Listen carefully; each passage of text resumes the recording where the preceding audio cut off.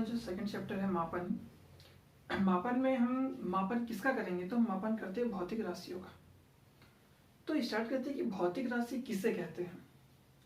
तो भौतिक राशियां वे सभी राशियां जिनका मापन किया जा सकता है, वे सभी राशियां जिनका मापन किया जा सकता है उन्हें भौतिक राशियां कहते हैं। एक लाइन का इनका डेफिनेशन है, वे सभी राशियां जिनका मापन किया जा सकता है उन्हें भौतिक राशि कहते हैं। भौतिक राशि दो प्रकार से होते हैं, एक होता है इसमें मूल राशि, दूसरा होता है इसमें व्युत्पन्न राशि।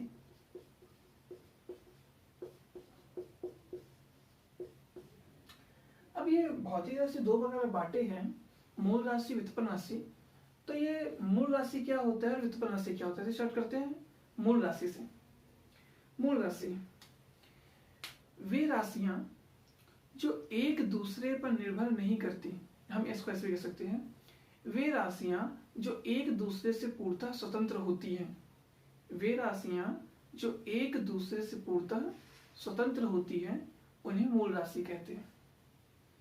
और व्युत्पन्न राशि वे राशियां जो मूल राशियों पर निर्भर होती है, ठीक है, या फिर ये भी कह सकते हैं वे राशियां जो मूल राशियों से बनी होती हैं उन्हें व्युत्पन्न राशि कहते हैं। तो एक एग्जांपल समझते हैं कि मूल राशि में क्या क्या अपन ले रहे हैं। इसमें मूल राशि लंबाई, द्रव्यमान, समय और भी बहुत सारी चीजें जो आगे देखेंगे। व्युत्पन्न राशि मूल राशियां एक दूसरे से स्वतंत्र होती है, लंबाई का मात्रक मीटर, सेंटीमीटर, दूरी नाप रहे हैं, द्रव्यमान वेट नाप रहे हैं, दोनों बिल्कुल अलग है। तो व्युत्पन्न राशि ये मूल राशियों से बनी होती है। जैसे एग्जांपल लेंगे क्षेत्रफल। क्षेत्रफल क्या होता है, लंबाई गुणी चौड़ाई। अगर हम आयत के क्षेत्रफल सिंपल सी बात करें तो लंबाई गुणी चौड़ाई, लंबाई आ गया, मतलब इनसे बना है। आयतन लंबाई गुणी चौड़ाई गुणित आयतन, लंबाई गुणी चौड़ाई गुणित ऊंचाई, तो आयतन का फॉर्मूला बन जाता है। इसी प्रकार से घनत्व द्रव्यमान बटे आयतन, तो उसमें द्रव्यमान आ गया और आयतन आ गया। मतलब मूल राशि जो एक दूसरे से पूर्णतः स्वतंत्र होती है उन्हें मूल राशि कहते हैं। वे राशि जो एक दूसरे से पूर्णतः स्वतंत्र होती है उन्हें मूल राशि कहते हैं, तथा वे राशि जो मूल राशि से व्युत्पन्न होती है उन्हें व्युत्पन्न राशि कहते हैं। ठीक है, तो ये था इनका डेफिनेशन। अब मात्रक की बात करते हैं अपन इसमें। अब मात्रक क्या होते हैं, मूल राशियों को मापेंगे, व्युत्पन्न राशि को मापेंगे, तो इसके लिए चाहिए होता है हमें मात्रक। तो मात्रक दो प्रकार के होते हैं, ये भी सेम मूल राशि के जैसे बनता है मूल मात्रक, व्युत्पन्न राशि के जैसे बनता है इसमें व्युत्पन्न मात्रक। दोनों मात्रक, मूल मात्रक, व्युत्पन्न मात्रक, डेफिनेशन सेम टू सेम ऐसे जाता है। वे मात्रक जो एक दूसरे पर निर्भर नहीं होते या एक दूसरे से पूर्णतः स्वतंत्र होते हैं उन्हें मूल मात्रक कहते हैं। वे मात्रक जो एक दूसरे से पूर्णतः स्वतंत्र होते हैं उन्हें मूल मात्रक कहते हैं। वे मात्रक जो मूल मात्रकों पर निर्भर करते हैं उन्हें व्युत्पन्न मात्रक कहते हैं, या मूल मात्रक से व्युत्पन्न होते हैं इसलिए उन्हें व्युत्पन्न मात्रक कहते हैं। ये इनका डेफिनेशन बनता है। तो मूल मात्रक और व्युत्पन्न मात्रक में जो एग्जांपल है वो सेम एग्जांपल इन्हीं के हैं। तो नेक्स्ट जो क्वेश्चन इसमें हम ये देखेंगे कि मूल मात्रक और व्युत्पन्न मात्रक इनमें अंतर क्या होता है, मूल मात्रक और व्युत्पन्न मात्रक में अंतर क्या होता है। तो पहला पॉइंट इनका अंतर का सिंपल सा है, भौतिक राशियों के मात्रक को मूल मात्रक कहते हैं और व्युत्पन्न राशि के मात्रक को व्युत्पन्न मात्रक कहते हैं। तो दोनों के एक पॉइंट कंप्लीट। भौतिक राशियों के मात्रक को मूल मात्रक कहते हैं, व्युत्पन्न राशि के मात्रक को व्युत्पन्न मात्रक कहते हैं। पहला पॉइंट सिंपल कंप्लीट। दूसरा पॉइंट, ये मात्रक एक दूसरे से पूर्णतः स्वतंत्र होते हैं, ये मात्रक एक दूसरे से पूर्णतः स्वतंत्र नहीं होते हैं। ये स्वतंत्र कैसे होते हैं कैसे नहीं होते, एग्जांपल देखते हैं इसका। जैसे हम बात करते हैं, हमने यहाँ देखा था लंबाई, द्रव्यमान, तो यहाँ यहाँ पे दूरी नापना, वजन नापना कोई संबंध नहीं है। यहाँ पे एग्जांपल लेते हैं, जैसे अपन क्षेत्रफल, तो क्षेत्रफल होता है लंबाई गुणित चौड़ाई होता है। और ये अपन लेते हैं एग्जांपल इसमें आयतन, तो आयतन बराबर होता है लंबाई गुणित चौड़ाई गुणित ऊंचाई, और लंबाई और चौड़ाई तो क्षेत्रफल ही होता है, तो क्षेत्रफल गुणित ऊंचाई। तो हम देखते हैं कि ये जो व्युत्पन्न मात्रक है ये दूसरे व्युत्पन्न मात्रक पर निर्भर कर रहा है। तो हम ये कहते हैं कि मूल मात्रक एक दूसरे से पूर्णतः स्वतंत्र होते हैं, जबकि व्युत्पन्न मात्रक एक दूसरे पर निर्भर करते हैं जी। तीसरा पॉइंट, एसआई पद्धति। एसआई पद्धति क्या होता है आगे पढ़ेंगे अपन। तो एसआई पद्धति में मूल मात्रकों की संख्या 7 होती है और पूरक मूल मात्रक, ये भी देखेंगे, पूरक मूल मात्रक इनकी संख्या 2 होती है, भी नाम इनके पढ़ेंगे। तीसरा, व्युत्पन्न मात्रक की संख्या सीमित नहीं है।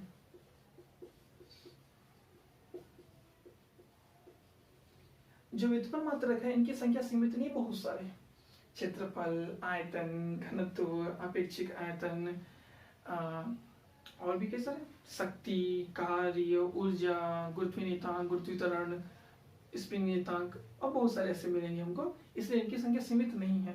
जबकि इनकी संख्या सीमित है, मूल मात्रक हमको केवल 7 मिलते हैं और 2 पूरक मूल मात्रक मिल जाएंगे हमको 2। तो ये 3 अंतर है इनमें, पूरक मूल मात्रक और व्युत्पन्न मात्रक, सॉरी मूल मात्रक और व्युत्पन्न मात्रक। तो मूल मात्रक में पहला अंतर क्या था, भौतिक राशियों के मात्रक को मूल मात्रक कहते हैं, व्युत्पन्न राशि के मात्रक को व्युत्पन्न मात्रक कहते हैं। ये एक दूसरे से पूर्णतः स्वतंत्र होते हैं, ये एक दूसरे से पूर्णतः स्वतंत्र नहीं होते, ये एक दूसरे पर निर्भर करते हैं। एसआई पद्धति में मूल मात्रकों की संख्या 7 होती है और पूरक मूल मात्रक की संख्या 2 होती है, जबकि एसआई पद्धति में ही व्युत्पन्न मात्रक की संख्या सीमित नहीं होती, इनकी संख्या सीमित नहीं है।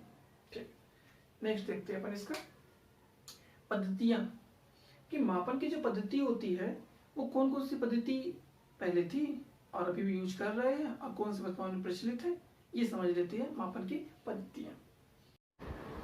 तो देखते हैं मापन या मात्रा की पद्धति। तो इस पद्धति में कितने प्रकार की मात्रा की पद्धति है। पहला सीजीएस पद्धति, CGS, दूसरा FPS, तीसरा MKS, चौथा SI। ये 4 पद्धति है मात्रकों को मापने की। ठीक है, 4 पद्धति मात्रकों को मापने की। तो अब हम इसमें देखते हैं फर्स्ट वाला जो हमारा सीजीएस पद्धति है। सीजीएस पद्धति जो फ्रांस देश है, स्टार्टिंग में वहां सबसे पहले इसको अपनाया गया था, इसलिए इसको फ्रांसीसी पद्धति के नाम से भी जाना जाता है, फ्रांसीसी पद्धति।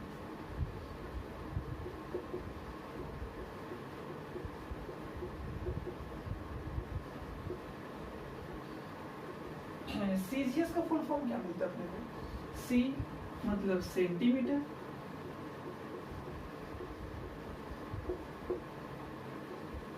जी मतलब ग्राम, एस मतलब सेकंड। तो जो बेसिक 3 चीजें थी कि लंबाई को कैसे मापे, द्रव्यमान को कैसे मापे और समय को कैसे मापे, तो फ्रांसीसी पद्धति के अनुसार जो सीजीएस पद्धति है उसके अकॉर्डिंग लंबाई को मापने के लिए सेंटीमीटर यूज करते हैं। जैसे हम देखते हैं कि अभी भी जब हम स्कूल में किसी चीज लंबाई लाइन खींचते हैं तो जो स्केल यूज करते हैं वो स्केल भी सेंटीमीटर बेस होता है। कोई छोटे स्केल होता है 15 सेंटीमीटर का, कोई बड़ा स्केल होता है 25 सेंटीमीटर का, तो सेंटीमीटर बेस्ड होता है। तो लंबाई का मात्रक सेंटीमीटर, द्रव्यमान का मात्रक ग्राम और समय का मात्रक सेकंड। ये फ्रांसीसी पद्धति के अकॉर्डिंग था, इसे बोलते हैं सीजीएस पद्धति, सेंटीमीटर, ग्राम, सेकंड। उसी प्रकार से होता है एफपीएस सेकंड, सॉरी एफपीएस पद्धति। एफपीएस पद्धति, ये पद्धति ब्रिटेन में लागू थी। वैसे उस टाइम पूरे यूके पे लागू थी, लेकिन यूके बाद में बटोर गया, तो ये ब्रिटेन पे लागू थी, मतलब ब्रिटेन वाले इसे अपनाते थे। तो ब्रिटेन पद्धति के अकॉर्डिंग इस पद्धति का नाम पड़ा ब्रिटिश पद्धति। ब्रिटेन के लोगों को, ब्रिटेन मतलब वही इंग्लैंड, ब्रिटिश पद्धति। ब्रिटिश पद्धति में अब FPS का मतलब क्या है? F मतलब फुट, P मतलब पॉन्ड, S मतलब same to same second. Foot, आज भी यदि हम अपनी हाइट पूछते हैं या हाइट नापते हैं तो हम बोलते हैं कि height 5 foot 7 inch, 5 foot 9 inch, 5 foot 10 inch, इस प्रकार से हाइट बताते हैं, मतलब फुट पे बताते हैं। तो जो अपने शरीर की लंबाई नाप रहे हैं उस लंबाई का मात्रा क्या होता है? वो फुट है। तो ब्रिटिश पद्धति के अकॉर्डिंग लंबाई का मात्रा फुट। अब पौंड, एक पाउंड होता है वो रुपीस होता है, वो दूसरे देश की रुपए को मानती है उसको पाउंड में, लेकिन यहाँ पौंड की बात कर रहे हैं, नॉट पाउंड, नहीं पौंड। तो पौंड की बात करेंगे तो ये द्रव्यमान का मात्रा है। जैसे यहाँ जब हम अपने देश में लोकल केक लेने जाते हैं तो बोलते हैं हाफ केजी केक चाहिए, 1 केजी केक चाहिए, लेकिन दूसरे जो बाहरी देश है, ब्रिटेन की बात करते हैं, और हमारे भारत देश में ही कई बड़े बड़े जो शहर हैं वहाँ केक जो मिलता है हमको पौंड के हिसाब से मिलता है कि हमको 1 पौंड केक चाहिए, 2 पौंड केक। 1 पौंड समथिंग वो 456 ग्राम के आसपास होता है, मतलब आधा किलो के आसपास 1 पौंड होता है। आधा किलो से थोड़ा कम होता है 1 पौंड, ठीक है। तो 1 पौंड का केक, 2 पौंड का केक, 2 पौंड वेट में आता है, ठीक है। ये पौंड हो गया। और समय का मात्रा सेम टू सेम सेकेंड, उस टाइम भी चल रहा था ब्रिटिश पद्धति में भी। देन जो सबसे सही रूप आया वो आया MKS पद्धति। अब MKS पद्धति सही रूप क्यों कहते हैं? क्योंकि CGS पद्धति वो फ्रांसीसियों की थी, पूरे फ्रांस में पद्धति चलती थी। ब्रिटिश पद्धति पूरे UK, यूनाइटेड किंगडम में पूरी पद्धति चलती थी। यूरोप के अधिकतर शहरों में, यूरोप के अधिकतर देशों में पद्धति चलती थी। लेकिन जो MKS पद्धति थी ये बहुत सारे देशों ने इसको अपनाया था, MKS पद्धति। तो MKS पद्धति क्या? M लंबाई का मात्रक मीटर, K द्रव्यमान का मात्रक किलोग्राम, S समय का मात्रक सेकंड। तो ये था MKS पद्धति, जिसे बहुत लोगों ने अपनाया। लेकिन प्रॉब्लम क्या हुई, कोई भी साइंटिस्ट जब फिजिक्स से संबंधित किसी प्रकार की खोज करता है, उसके कैलकुलेशन करता है, तो यदि फ्रांस वाला कर रहा है तो वो अपने जो आंसर देगा उसका यूनिट लगाएगा सेंटीमीटर, ग्राम, सेकंड के अकॉर्डिंग। ब्रिटिश वाला लगाएंगे फुट, पौंड, सेकंड के अकॉर्डिंग। ये तो इसमें लोगों को कंफ्यूजन होने लगा उनकी रिसर्च को समझने में और कैलकुलेशन को अपने में अप्लाई करने में, बार बार कन्वर्ट करना पड़ा था। MKS भी बहुत सारे लोग अपनाते थे, बहुत सारे देश MKS ही अपनाते थे। तो इसलिए क्या किया गया कि इनको मिला के, ठीक है, नया बनाया गया SI पद्धति, international system of unit. SI पद्धति, इंटरनेशनल सिस्टम ऑफ यूनिट, मतलब इसे कहते हैं हिंदी में अंतरराष्ट्रीय पद्धति।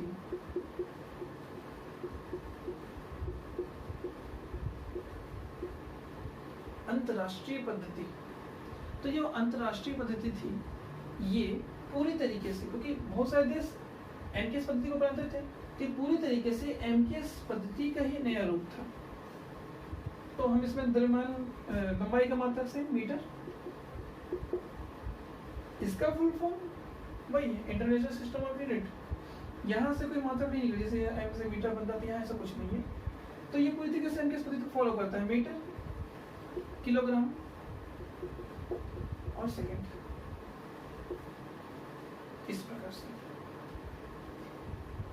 जब हम डेफिनेशन पढ़ रहे थे मूल मात्रक और व्युत्पन्न मात्रक में, तो हमने लास्ट का पॉइंट देखा था कि SI पद्धति में मूल मात्रकों की संख्या 7 होती है और पूरक मात्रकों की संख्या 2 होती है। तो वो डिस्कस करेंगे। ये था हमारा पद्धति, 4 पद्धति। CGS पद्धति जिसे हम पद्धति नाम जानते हैं, फुल फॉर्म सेंटीमीटर, ग्राम, सेकंड।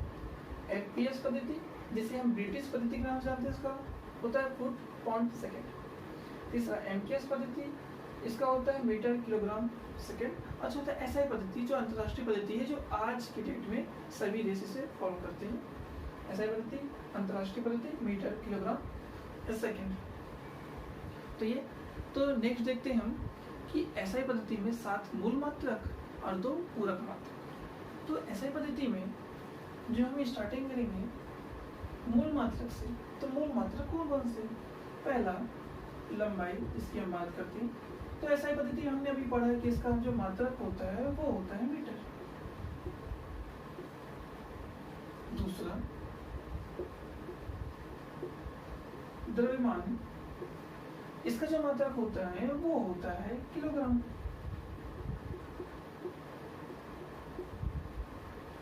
तीसरा समय, इसका जो मात्रक है सेकंड। लेकिन हमने अभी कहा है कि जो मूल मात्रक, ऐसा पद्धति में जो मूल मात्रक है इनकी संख्या 7 होती है। तो ये 3 थे। चौथा विद्युत धारा, जो करंट की बात करते हैं, इलेक्ट्रिसिटी, उसको हम किससे मापते हैं? तो उसको हम मापते हैं एम्पियर में। एम्पियर ने इसकी खोज की थी, एम्पियर एक साइंटिस्ट थे, एम्पियर ने इसकी खोज की थी, इसलिए उन्हीं के नाम पर इसका मात्रक का नाम पड़ गया एम्पियर। विद्युत धारा का मात्रक एम्पियर, यूनिट इसका। तो जैसे हम लोग किसी बैटरी देखते हैं, सेल देखते हैं छोटा मोटा, तो उसमें लिखा रहता है 3 एम्पियर टू 5 एम्पियर। घरों का जो मीटर होता है उसमें 0 to 5 एम्पियर लिखा होता है, ठीक है। तो वही एम्पियर विद्युत धारा को मापने का काम करता है। पांचवा ताप,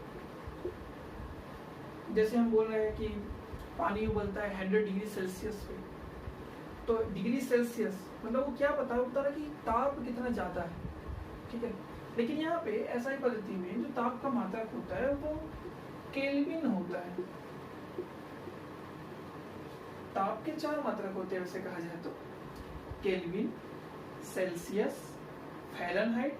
जो थर्मामीटर होता है, थर्मामीटर जो ताप मापते हैं वो फ़ारेनहाइट में मापते हैं, बॉडी टेम्परेचर मापते हैं फ़ारेनहाइट में मापते हैं। और एक होता है र्यूमर। तो ये 4 होते हैं, जिसमें से ऐसा ही पद्धति में जो होता है वो केल्विन होता है, जो ध्यान रखना है। छठवां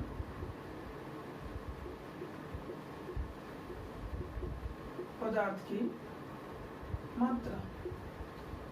पदार्थ की मात्रा ये कोई वेट नापना नहीं है। पदार्थ की हम परमाणुओं की संख्या मापेंगे कि किस पदार्थ में, लोहे का पदार्थ है, लोहे में कितने परमाणु की संख्या है, इसको मापेंगे। तो पदार्थ की मात्रा मापते हैं मोल में। और 7वां जो होता है इसका वो है ज्योति तीव्रता। मतलब जो प्रकाश दिख रहा है उस प्रकाश की तीव्रता कितनी ज्यादा है उसको मापते हैं हम ज्योति तीव्रता। मतलब जो जल रहा है कोई प्रकाश, उस प्रकाश में कितनी तीव्रता है उसको मापते हैं। तो उसे मापते हैं हम कैंडेला, ये उसका मात्रा है कैंडेला। तो ये मूल मात्रक थे। ये मूल मात्रकों के नाम है, मान है उसके, कि लंबाई के लिए मीटर यूज करते हैं, उनके मात्रा किलोग्राम। अब इनके संकेत क्या क्या? मीटर के लिए m स्मॉल यूज करना है, किलोग्राम के लिए K capital, G small, second के लिए S, एम्पियर के लिए कैपिटल A, केल्विन के लिए कैपिटल K, मोल के लिए स्मॉल में मोल, और कैंडेला के लिए CD। ये इनके मात्रक भी हो गए सिंपल से। कहाँ कहाँ किसका यूज होता है ये चीज? पदार्थ की मात्रा, परमाणु की संख्या कितनी है ये नापना है। इसको कोई वेट नापना नहीं है। अगर वेट नापने की बात होती है तो किलोग्राम होता है, ठीक है। तो परमाणुओं की संख्या काउंट करना है। तो जैसे बोलते हैं कि 1 मोल में 6.023 10^23 परमाणु संख्या उपस्थित होती है। तो अलग अलग पदार्थ में अलग अलग होते हैं इस प्रकार से। नेक्स्ट देखते हैं अपन पूरक मूल मात्रा।